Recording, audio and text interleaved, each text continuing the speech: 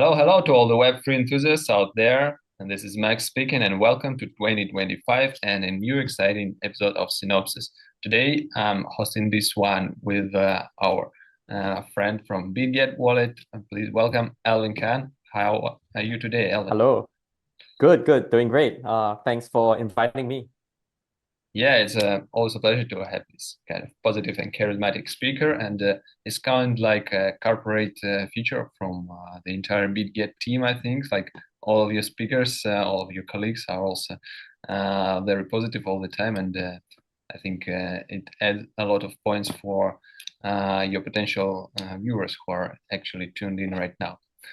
So. Sure. You're too kind. I'll try my best.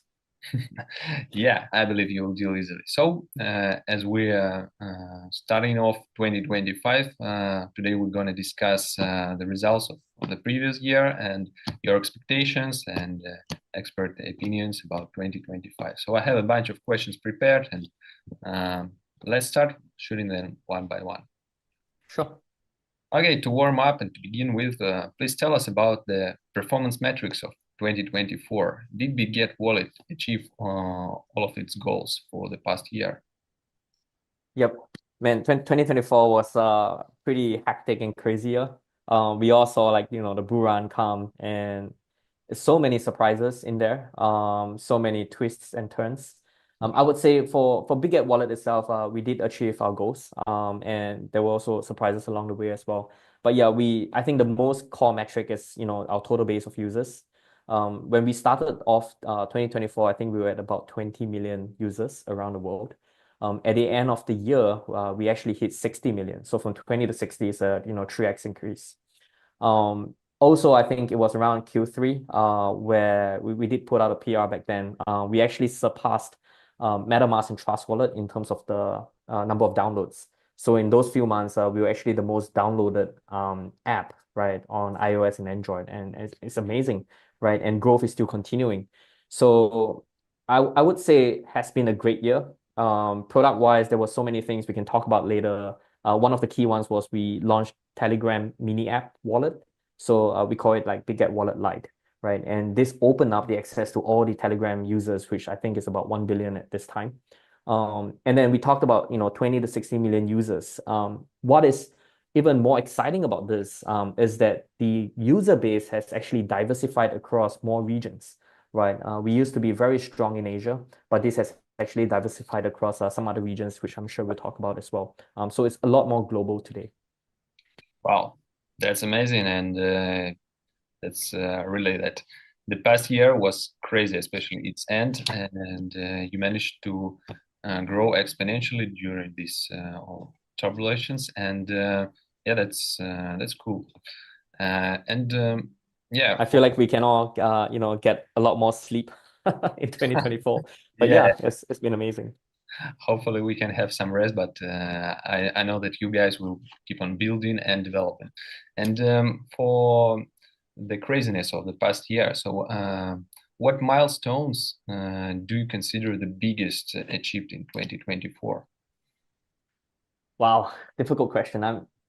It's hard to pinpoint down to one milestone. There were quite a few things we hit.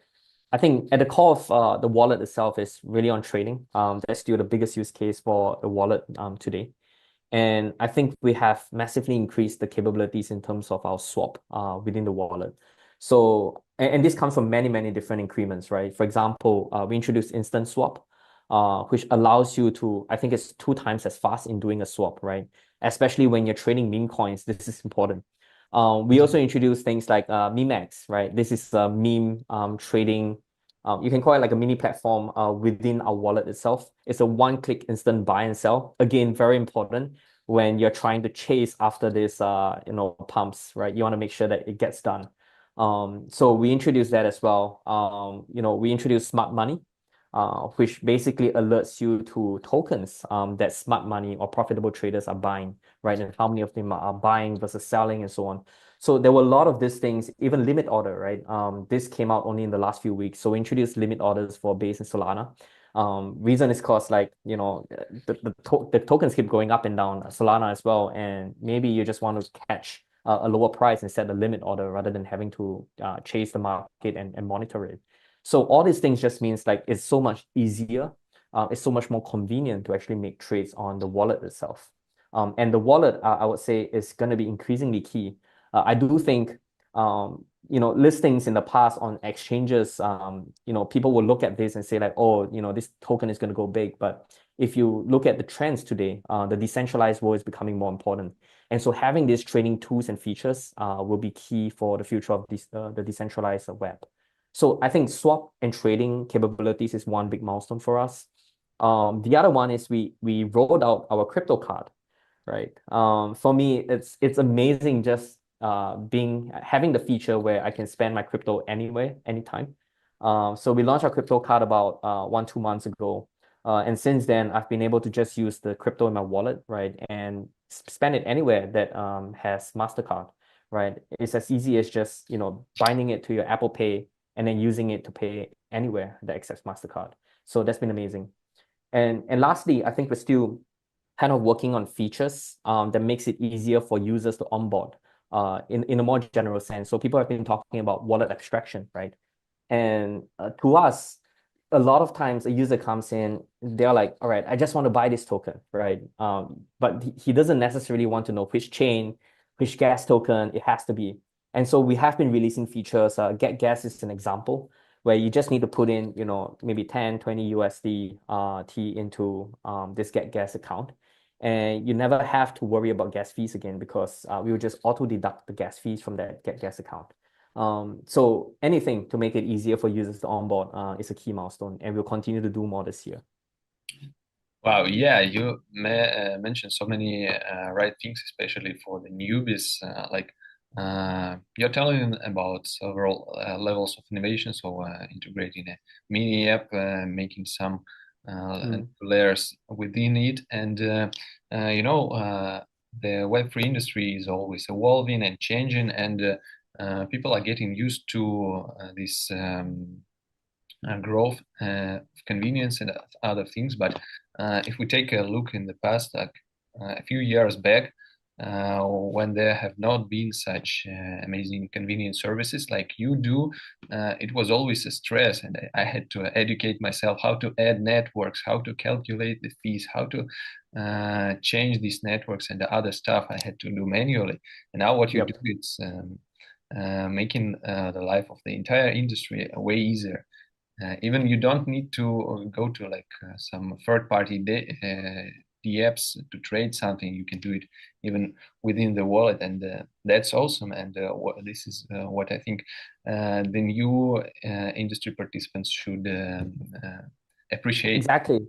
You think back about the days where I had to go to like, bridges pretty often, right, to bridge money between this chain and that chain and worry about the money not coming in. Having been using Biget Wallet pretty frequently, like you don't really go to the bridges anymore because everything is just aggregated into a cross-chain swap, right? You don't have to worry about is this the right official bridge channel? Is this the right way to do it? Everything is just aggregated into one cross-chain swap, which makes it so much more convenient. Yeah, so true. So dealing with bridges was also a very stressful, I would say, educational period. Of course, I I dealt with it because I'm crypto enthusiast, but be it like a regular person who is just interested to try how things work, that would be a challenge. And yeah, what you do is a great contribution. And actually, the next question is coming out from this. So what do you think is Bitget Wallet's greatest achievement in Web3 adoption efforts so far? So it may be something what has been already mentioned, or you may add something. Just what would you personally highlight? Yeah. You see, the traditional way to kind of answer this is, we have all these features like MPC wallet, which makes it easy for you to just create a wallet with your Gmail or social media accounts. There's Get Gas where you don't have to worry about gas tokens. I mean, there is this, whether you call it abstraction layer or like the basics of making it very easy for someone to onboard, we have been doing that. But to really answer your question, I saw a tweet earlier today, and it talked about, is retail masses coming in, why they would come in. And a lot of times it's due to the wealth effect, right? People want to come in because of certain narratives that they see, or because certain tokens that they see is pumping and they want to come in. So I do think the greatest achievements, apart from the general infra, is really catching on the trend for each of the quarters, right? And making it easy for them to catch these trends when they come in. So for example, I still remember at the start of 2024, there was a huge airdrop meta, right? Everyone was going crazy about airdrops. Wormhole airdrop was there, and there were so many airdrops back then. And what we did then was we introduced a new feature called Fair Launch Pool, and also another one called Task to Get, but they're pretty similar, right? And what it does is we will go and work with projects, and then we would work with these projects, get some rewards into our questing system, and design a quest. And at that time, a lot of users were coming in to do these quests in order to earn these airdrops, right? And that to me is a way of how the wallet can make it easier for people to catch on the trends at the time, which was airdrops. And then in quarter two, we then launched our BWB wallet token airdrop, which BWB later merged into BGB. But because of that, it also brought in a lot of people because this was a reputable company. This project's been building for 6 years, and finally there's a token. So again, it rode on the airdrop meta, and people were keen to come in, right? Enter Web3 and get some of these tokens and learn about Web3. And then in Q3, Telegram and Ton ecosystem came up. And that's when we saw a lot of people, especially in areas like India, Africa, CIS regions, all going crazy over, all right, there's 1 billion people on Telegram. How do we capture them through Ton mini apps? And so we did a series of things. We created a huge Ton campaign. We even launched our TG mini app wallet, which is basically a TG wallet. And because of that, we were able to capture a lot of new users, right, who are onboarding onto Web3 for the first time. And then finally, in Q4, we launched a card because increasingly people want to be able to spend their crypto. They don't necessarily want to off-ramp all of it, right? And the way to do it is then, why don't I just spend it when I need it, right? And that's why we launched the card. And the card is just a start of many, many steps we're going to take in our PayFi roadmap. So really, it's a very long answer to your question, but I think what we've been doing is really looking at the trends right now that will onboard mass retail. Like the reason has to be there first, and then creating these features to make it really easy for them to do what they want to do at a time. Awesome, thank you. So yeah, this is I would say the most important thing for the adoption and for onboarding new users, just to make things easier for them. And unfortunately, for some reason, many big projects and I would say even mostly the entire industry is still a bit missing this point. And it's I would say it's the main point for the mass adoption and for the contributors in this field. And if you're making the life of the newbies onboarding easier, that's how we greet them. Yeah, thanks for that. By the way, my most, I would say, my favorite question, is always about the audience. So we already know that you had a great increase from 20 to 60 million of users in 2024. And could you please tell us a bit more about it? How has your user base changed in last year, and who is your typical user at the moment? So maybe some geographically, some age, gender, whatever, some image of the user you have, or maybe not. I think we look at it from a geography and also from a user profile basis, right? From a geography basis, like I mentioned, we did grow like 3 times our user base. And one of the best things that happened was we actually broadened out outside of Asia. So Asia is still kind of the stronghold for us. We've been seeing like massive growth in Southeast Asia, right? Certain countries like Indonesia, for example, have been growing really fast, Vietnam as well. But outside of Asia, I think we saw massive growth in specific regions as well.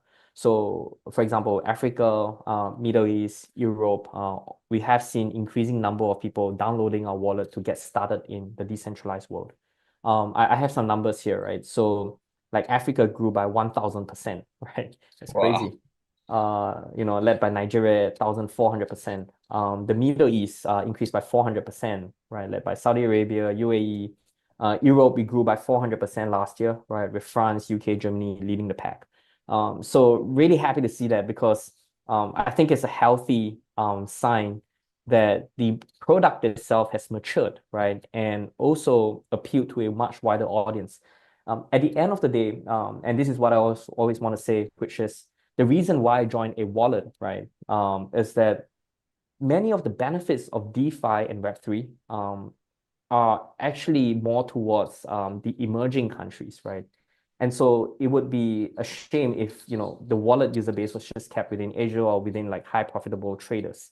Broadening is actually good because it allows us to serve the mission of DeFi and Web3 to the audience that it needs to serve.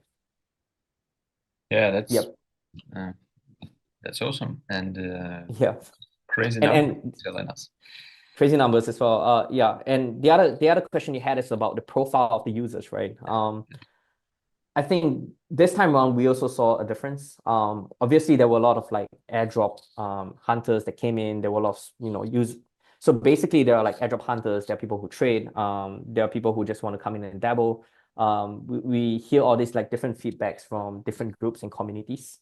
But what I would say is generally there is a much bigger group of new Web3 newbies entering the market, right, and downloading our wallet. The type of questions that you get are very different, right, from what we got in the past few years. Proportion of people asking about, all right, what is an MPC wallet? What is a private key? How do I swap? How do I make cross-chain swaps? How do I breach money from this chain to that chain? People are starting to get educated about, what blockchains are. How do you navigate across the different chains? I think that's a healthy sign. I wish at this point the industry is more ready to kind of get rid of a lot of these problems, but we aren't. But at the same time, it's good for the users to be asking these questions and get themselves educated about it. Okay, cool. So now we have some average image of your user base and what about the blockchain? So could you tell us what are the top blockchains for asset transfers and DeFi on BitGet wallet? Yep. So this year, strongest growth, hands down. There's I think three worth mentioning, maybe even four, right? I think BTC, especially for the BTC-Fi, definitely saw like huge activities. So in terms of the highest growth in say address creation, BTC, Solana, Base, and Ton. These four have just been amazing chains the entire year. I mean, there were ups and downs, right? Like Ton definitely was way hotter in Q3. Now it's quite quieted down a bit. And people are trying to see like if you'll come up again. But Base Solana have just been very big winners even till now, right? Especially with the AI agent narrative coming, which has brought a lot of attention to Base towards the end of the year. So I would say this four by far have been kind of the most eye-catching. And then there are other chains, mainstream chains that have been here for a while. For example, like Polygon, BNB chain, Tron, and so on. I think these have still been kind of stable and seeing healthy activities throughout the year. Okay, cool. So can say that it's surprising, but good to have proofs of my ideas of this. Cool. And so this was the users, this was the blockchain. So next question is about NFT, but I will not ask directly if it's dead or still has a chance to resurrect. The question is be as follows. So is there any NFT activity on BitGet wallet, or have meme coins, games, and AI agents taken all of users' attention? Yeah, interesting question, and especially when there is increasing traction and talk about NFTs towards the end of the year, I feel, right? Maybe it's because of Pengu. Even now Azuki has tokens, which rose the floor price of Azuki NFTs, and then today there's this news about the sale of NFT IPs and so on. So I would say there's increasing traction and talk, but there is continuing activities of NFTs on the wallet as well. But compare that to meme coins, totally different league, right, this year. So I think it's very clear. I've always felt that meme coins are the NFTs of this cycle. NFTs was really hot last cycle, but that has become the meme coins. Maybe it's because people are finding an asset type, an asset class to kind of speculate, and meme coins have become that this cycle. So yeah, I would say meme coins by far. We have seen some other narratives come up, right? I mean, AI agents just became crazy towards the end of the year. Um, I think, I noticed about like virtual and some other kind of ecosystems coming up. People are talking about like different categories now, like AI frameworks, AI celebrities, influencers, and so on. I think it's a healthy growth and maturity of this whole entire narrative, and it will continue to be hot because outside of Web3, it's very clear that the narrative of AI has also moved right from chips and basically general AI all towards AI agents as well. So I think that narrative is here to stay. I do think certain narratives like RWA, like real world assets, tokenization is going to take hold as well. Because a lot of this depends on, the governments actually supporting, right, and providing regulatory frameworks and clarity. And we will see a lot of this, I think, in 2025. A few projects in RWA and tokenization I've heard, they're already kind of rating themselves for such moves in 2025. So again, bullish on this cycle. And then you have like other narratives like DeSci and stuff that just come. I wanted to say come and go. I'm not sure. I'm sure it will stay for a while until the next innovation comes up. So yeah, I think few narratives here and there. And this industry is a lot about rotation of narratives and attention, right? So looking forward to see what's next. Yeah, sure. The rotation is a very good word you used, and actually, the next question will be right about that. So, of course, you are tracking the trends to attract more users, and could you share what trends you see for the upcoming 2025? So we could also keep an eye on that. Mm. So I think, like I mentioned, one is real world assets and tokenization. Many countries, whether it's Indonesia, US, and so on, they're starting to have more clarity around who are the governing bodies, what frameworks there are, and this is good news, right? Including Middle East, right? They are very very friendly now towards real world asset projects. So I think this is good because it allows when you tokenize something from a country, right? It gives people from other countries, right, access to these financial instruments that they typically couldn't get. And I think this is good. So RWA is one. AI agents will continue to be hot. I think we saw kind of the last 2 weeks being kind of a downer for AI agents, but then there was a strong rebound today. But take out the price action, right? I think this is something which people are going to talk about throughout the entire year. Pretty confident about that. And then beyond AI agents, I think there's also a whole thing about AI integration. As we've seen, whether it's with ChatGPT or stuff, AI is great for a lot of things, right? It's not a particular industry itself. It's something that you integrate across like all the different functions and industries that you have. So, as a wallet, when we look at AI, it's not just about, all right, do we create an AI agent marketplace, for example? It's also about, can we provide more AI-driven recommendations on what you see, in your wallet page, and so on. So that's going to be kind of I think a next focus for many projects out there in terms of AI integration. And then I think for wallets, it's going to evolve a lot. It has already evolved from, say, a few years ago, if you look at a wallet, you just go and use it to, manage your assets, connect to a dApp and start using it. Today, it's mostly a mobile. You can do cross-chain swaps easily on it. Moving into the future, one thing is that you would be able to use your crypto in your wallet freely, not just for trading, right? Like I mentioned, but for paying. You should be able to use your crypto to pay anything, anywhere, anytime. And that's something that we are going to work towards. If you look at one thing why I'm so bullish about this is, we talk about crypto and its use cases in the real world. And I do think blockchains have a very, very strong use case in payments, especially in cross-border transactions. It has minimized the amount of time and also the cost in moving money from one, across the borders, essentially. We're talking about the new payment rails, right? We've been stuck with traditional, TradFi rails for a long time. And now suddenly there's a new payment rails is coming. So we're going to see a whole revolution that's going to happen in, fintech space. And blockchain is going to lead it.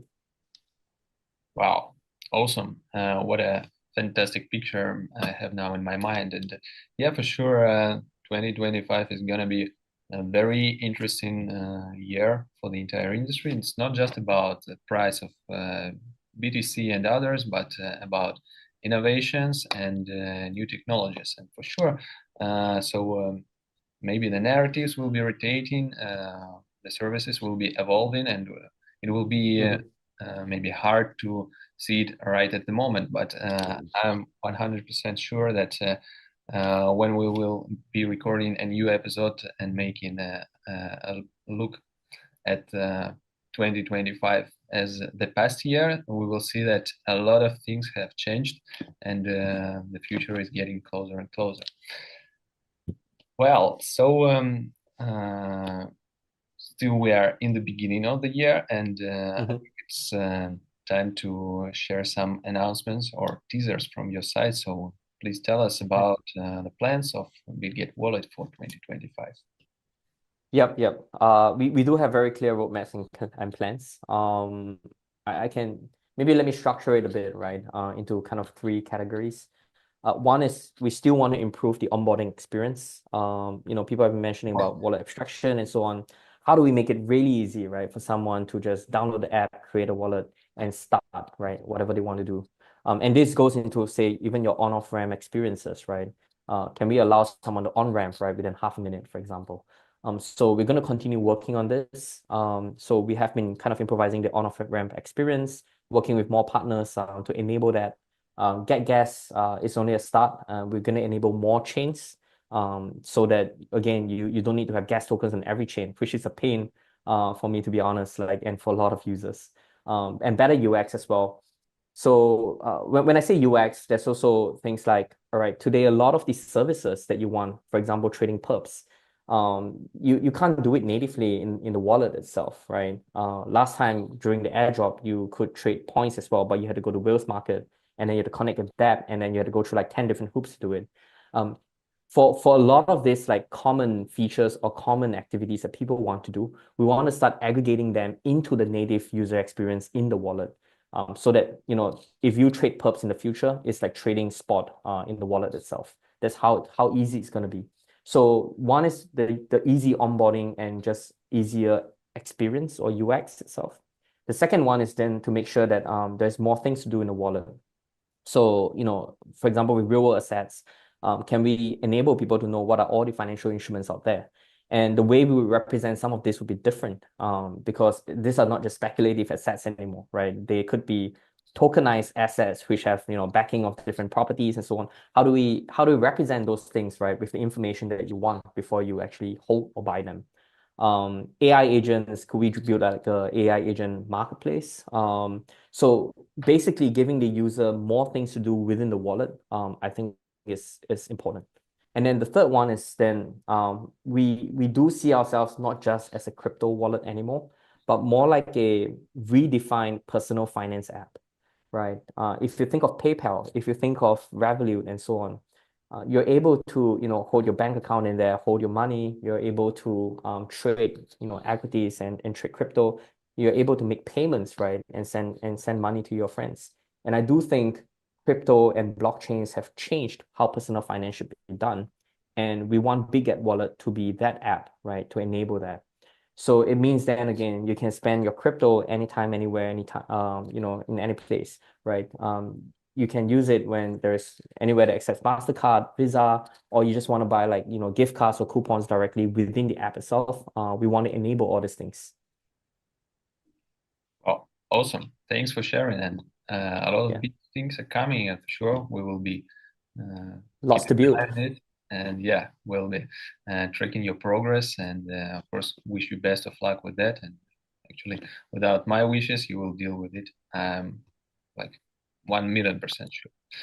Well, so we came up to the last part to conclude this, and you have already dealt with this at the previous episode, but still, what would be your new piece of advice in 2025 for our viewers, for your Mhm. users and potential users? So, any call to action, any suggestions, any advice, please go ahead.